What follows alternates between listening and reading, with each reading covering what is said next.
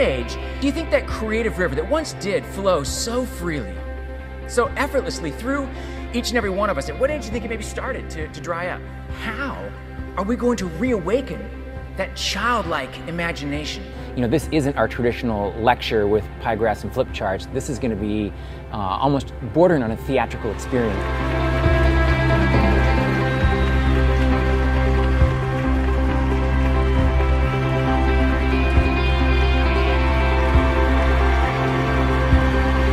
Sometimes it pays to take a risk. You know, if we were to follow the trail of breadcrumbs from almost any unmet goal, any unmet expectation, it would almost always lead back to, in some way, shape, or form, that of fear. Anxiety, worry will allow these fears to paralyze that creative thought process. I feel like I've got an opportunity to share with audiences the same thing that affected me, but share it in an entertaining way. In a lot of ways, almost unshackle people, or free them to look at their business, look at their life a little bit differently. When I'm brainstorming, I actually require that all meeting notes are taken using Crayola crayons. Incidentally, a study at Yale has shown that just the smell alone of Crayola has been known to reduce blood pressure in adults downwards 10 points. So if you have had any particular frustration on any given day with maybe a staffing shortage, one of your valued employees calling in sick on the exact same day that the Joint Commission stops by for an unplanned visit, go ahead and pull out your box of crayons. Take a drag. We're looking for new ways to streamline operational efficiencies and ultimately use this time of economic and political uncertainty to go on the offensive. Unlearn the rules and rediscover your untapped potential. Just a few messages to corporate America from an artist.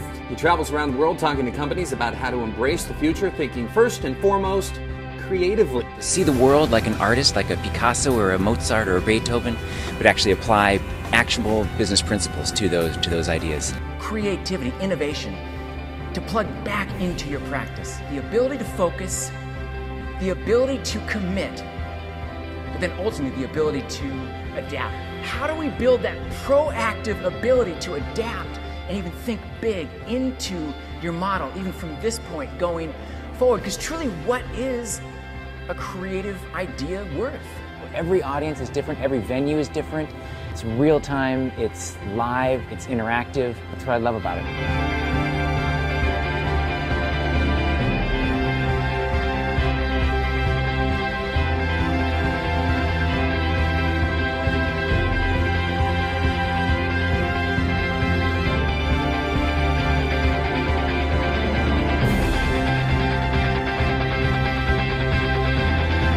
How are you going to reignite your own artistry as a leader?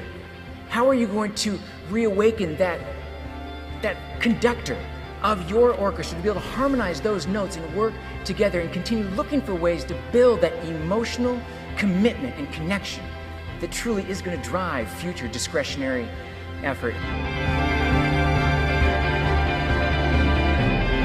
But you're already operating on that razor's edge, but now looking for ways to again expand your vision. I think we need to come up with new and different ideas, which we haven't thought of in the past.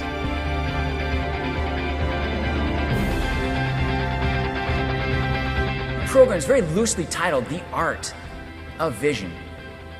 But I would say truly the art of vision is couched firmly in the science of reprogramming our mind.